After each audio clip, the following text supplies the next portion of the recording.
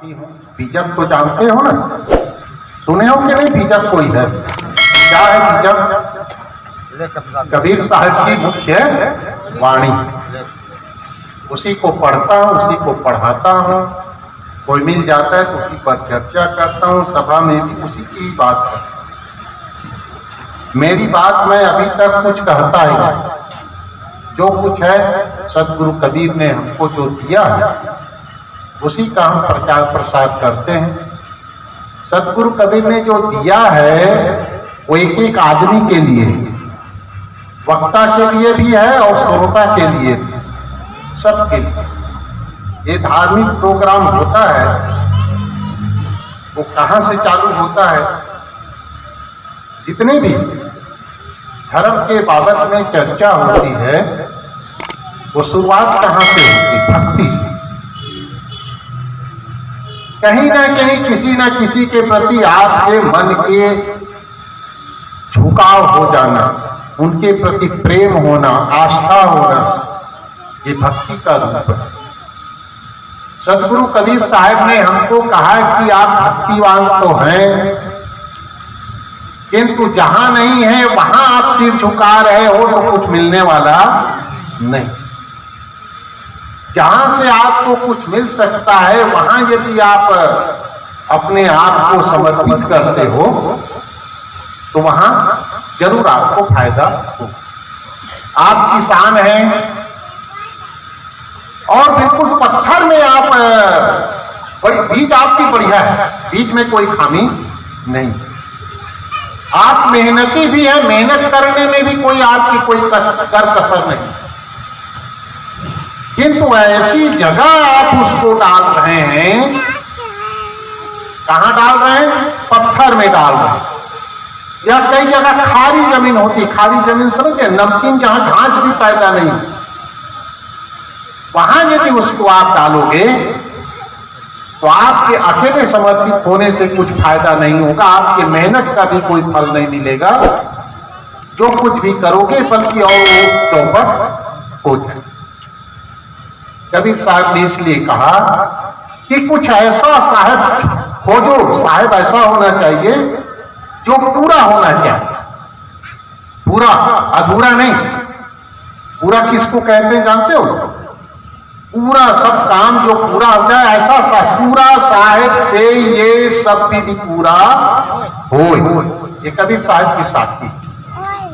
साहेब ऐसा खोजो जो पूरा हो, अधूरा नहीं। अधूरा और पूरा में क्या अंतर है? छोटा सा उदाहरण सुना दो, समझने में थोड़े खाली 1 मिनट का ही उदाहरण। एक घोड़ा का सौदागर था, घोड़ा बेचते गांव से इस गांव उस गांव उस गांव जाते थे। एक गांव में गया, समझ लीजिए यही एक कौन सा गांव, डोंगा कहरो, यहां आया। यहां का जो बड़ा आदमी था रात में रुका और सुबह एक बड़े आदमी के पास जाकर के कहता है, भैया मेरा घोड़ा खरीद ली। घोड़ा तो कहे, घोड़ा कहाँ है? तो बाहर बंधा है, बाहर है, उसको खरीद ली। उसने कहा अच्छा ठीक है खरीद लेंगे, भाव तो बताओ क्या भाव है? उसने कहा 50,000 रुपया। बहुत महंगा मिलता है घोड़ा। अभी गुजरात में एक जगह जाना हुआ, पिछले साल हुई, सब कोरोना के कारण तो निकला नहीं था, पहली बार यहाँ आया कोरोना के बाद। तो वहां गया तो एक उनके पास 3-4 घोड़ी बंधी थी। तो मैं कहा क्या भाई आजकल गाड़ी मोटर के जमाने में आप घोड़ी रखे हो? कहे साहब गाड़ी मोटर से महंगा है। मैं कहा कितने का है? 6 महीने की घोड़ी थी। उसने कहा 5 लाख का है। कितने का? 5 लाख का। ऐसे 3-4 घोड़ी उसके पास बंधी। तो उसने कहा 50,000 रुपए घोड़े का। उसने कहा भाई महंगा बता रहे हो, अब खरीदना है तो थोड़ा भाव हो जाए, सस्ता करोगे? कर दूंगा बिल्कुल सस्ता। कह कितने में दोगे? फिर बता दीजिए एक बार और। कह 50 रुपए में दे दूंगा। थोड़ा आश्चर्य हुआ उसको, कहा 50,000 रुपए आप कहे थे और जब कम भी किया तो खाली 50 रुपए में दे दोगे, बात क्या है? कहे वो घोड़ा तो है, कहां है घोड़ा? मैदान में है। उसमें क्या है फिर? खासियत क्या है? कि उसमें एक चीज की कमी है, एक छोटी सी चीज नहीं है। ये क्या चीज नहीं है तो बताइए। क्या छोटी सी चीज नहीं है, वो बहुत छोटी है, क्या उसको बताओ? नहीं फिर भी बताओ तो 50,000 का घोड़ा 50 में कैसे आया? उसने कहा उसमें जान नहीं है। क्या नहीं है? जान नहीं। घोड़ा बिल्कुल साबुत होते हुए भी उसमें जान ना हो तो घोड़ा पूरा कहलाएगा नहीं। अब समझ गए ना पूरा और अधूरा साहब का काम। आपने मूर्ति बनाई, देखिए हम खंडन नहीं करते हैं। जो लोग कहते हैं कि कभी पंथी लोग खंडन करते हैं वो गलत कहते हैं। यही चीज खुलासा करना मैं चाहता हूं। हम खंडन नहीं करते, हम विचार देते। विचारो विचारो विचारो हर चीज को।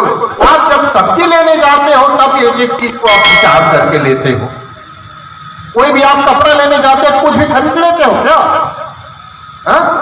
किस खेती में कैसे खेती करना, कौन से खेत में आप विचारते हो कि नहीं विचारते हो? कहां जाना है कहां नहीं जाना विचारते हो कि नहीं विचारते हो? और साहब के बाबत में कुछ भी नहीं विचारना। साहब के बारे में तो और ज्यादा विचारो। आपने एक साहब बनाया, मान लिया मूर्ति बनाई, मूर्ति बनाई आपने, हाथ पैर आंख कान सब कुछ बनाया। अब विचारिए वो साहब पूरा है कि अधूरा? विचारना तो पड़ेगा ना। क्या वो जिसको आपने मूर्ति बनाई, क्या आपसे कभी बात किया है? नहीं। क्यों नहीं कर सकता? क्योंकि उसमें जान नहीं। आपके बात को क्या वो साहब सुनता है? नहीं सुनता। क्यों नहीं सुनता? कान तो बनाया है, बनाने में आपने कोई कसर नहीं की, कोई कमी नहीं की। कान तो आपने बनाया है कि सचमुच क्या वो सुनता है? सुनता है ना?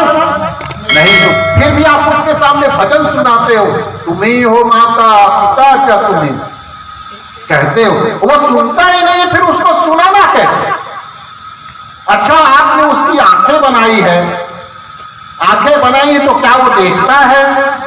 आपको पहचानता है? नहीं पहचानता, फिर भी उसके सामने 3 बार दंडवत करते हो, वो देख ही नहीं रहा।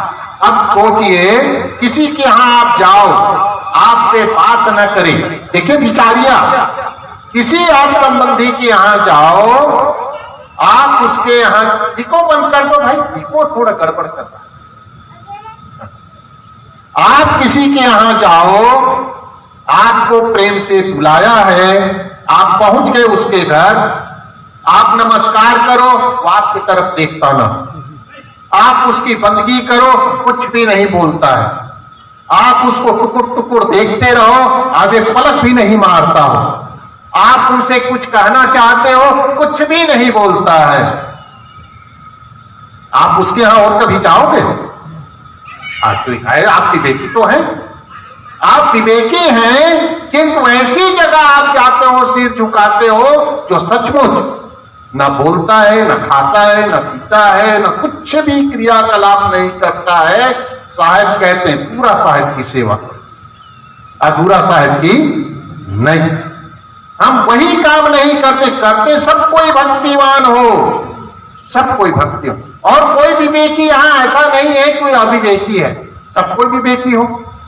आपके यहां कोई बाई का काम हो, बाई घर में काम करने मजदूर का काम हो, 3-4 बहनों की जरूरत हो, और किसी महात्मा और पंडित के पास जाओ और वो कहे कि महात्मा जी कुछ आशीर्वाद दीजिए, कुछ रास्ता बताइए, मुझे बाई की जरूरत है, अभी बहुत मिल नहीं रही है, तो आप क्या करो?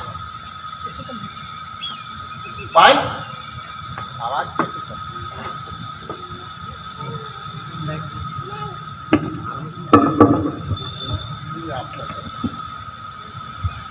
दूसरा माइक आएगा?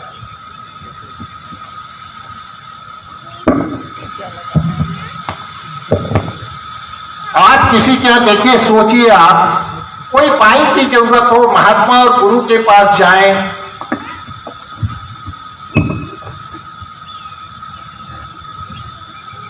और उसको कहो कि कुछ रास्ता बताइए, कहे ऐसा करो रायपुर चले जाओ, वहां से एक पुतली ले आइए, पुतली,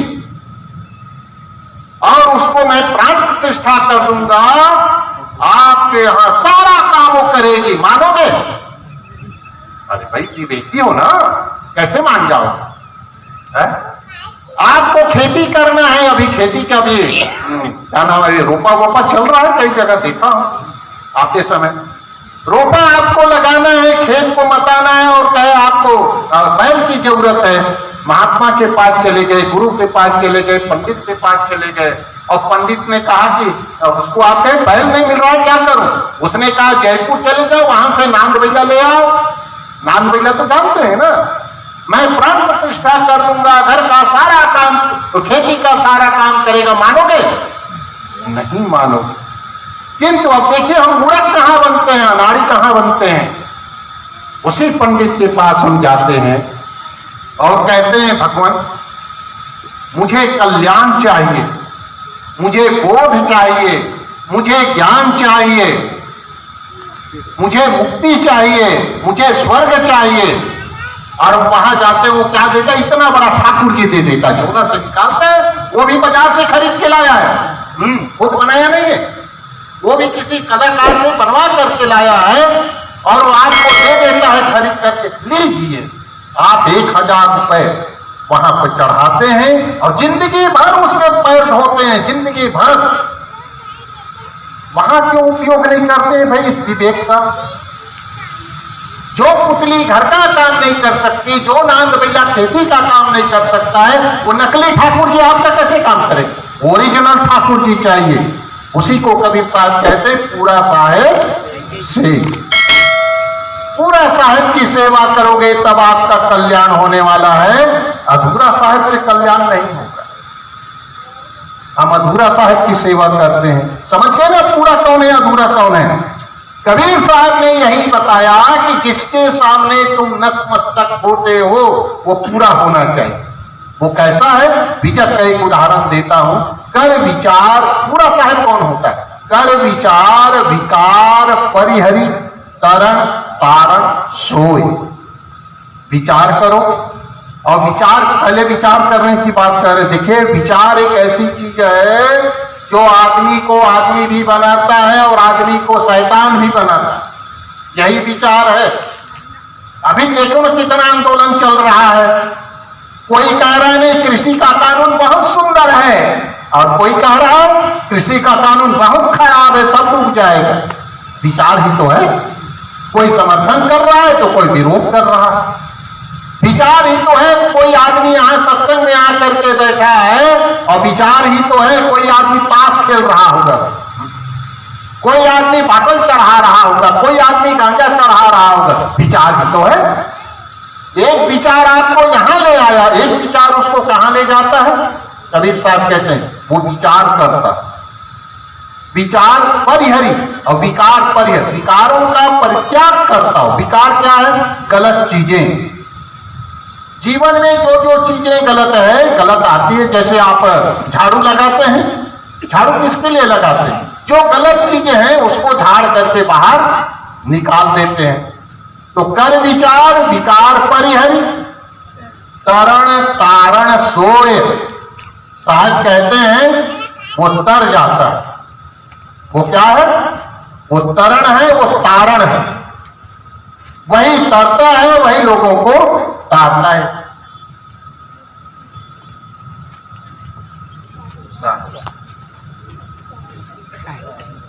एक बार जोर से जय बोल दीजिए और बोलो सद्गुरु देव की जय।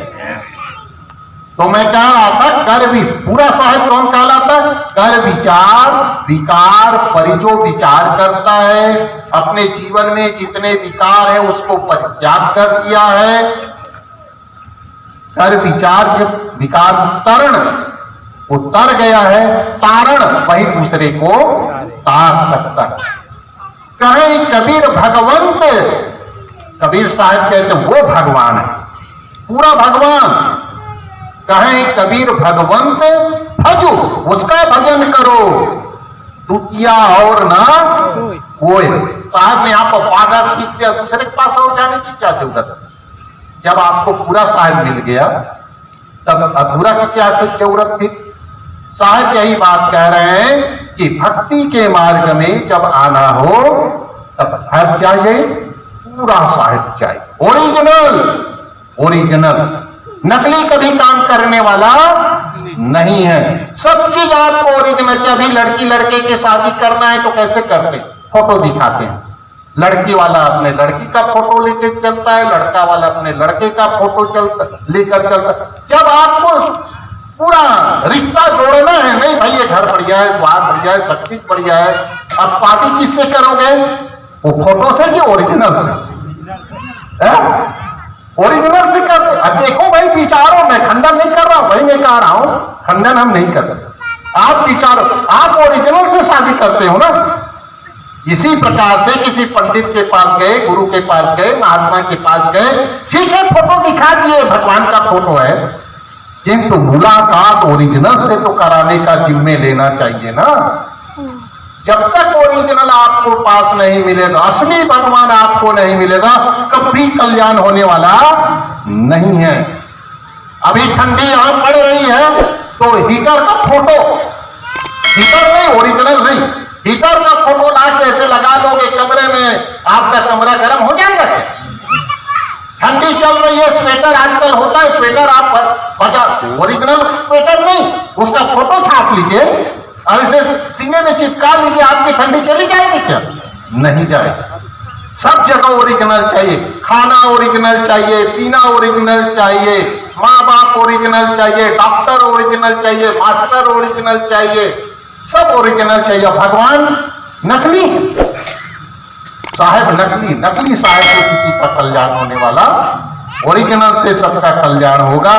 भक्ति मार्ग में हम सब आए हैं तो भक्ति मार्ग में भी वही काम कर सकता है जहां डालने से आपका बीज उग सके। एक बीज डालोगे 1000 बीज पैदा हो सकता है, तभी वहां जाया जा सकता है, ऐसे किसी के पास जाया नहीं जा सकता है। हमारे और संत लोग आ गए हैं, मैं भी रहूंगा भी 3 दिन, फिर समय मिलेगा आगे की चर्चा करेंगे। यहीं अपनी वाणी को विराम देता हूं। एक बार फिर से जय बोले, बोलो सद्गुरु देव की जय। एक चीज कहता हूं, किसी को कोई प्रश्न होता हो और कुछ शंकाएं होती हो तो कभी समय से आप हमसे मिल करके उसकी चर्चा कर लेना, फिर खुली छूट है। यहाँ छिपा करके कुछ रखने वाली चीज नहीं है। आप लोग बहुत ध्यान से सुना, उसके लिए बहुत बहुत धन्यवाद। अपनी वाणी को यहीं पर विराम देता हूं।